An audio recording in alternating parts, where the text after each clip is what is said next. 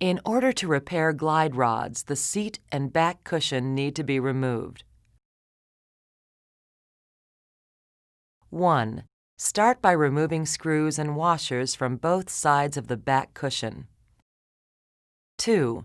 Push the grommets on both sides of the back cushion in towards the center of the seat back at the same time as you pull the back cushion up and out of its connection to the sofa frame.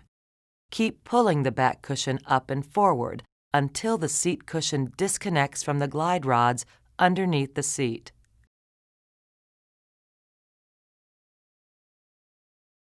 3.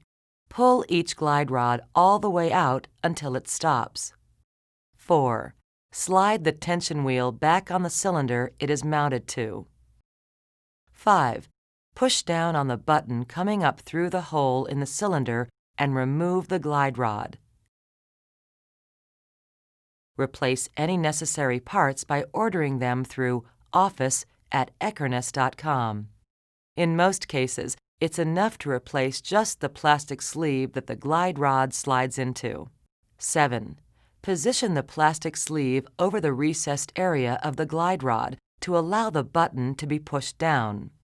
Insert the glide rod into the cylinder and pull the tension wheel over the button on the sleeve. Push the glide rod further into the cylinder and adjust the tension. Check the half-moon-shaped mounting brackets underneath the seat cushion. Replace if damaged or broken. 8. Pull the glide rods 3/4 of the way out and tighten the tension wheel. Make sure both glide rods are in the same position. 9. Connect the seat cushion to both glide rods. The seat needs to be positioned at a downward angle in order to make the connection. 10. Loosen the tension on the tension wheels before connecting the back cushion to the sofa frame. Once connected, secure with washers and screws.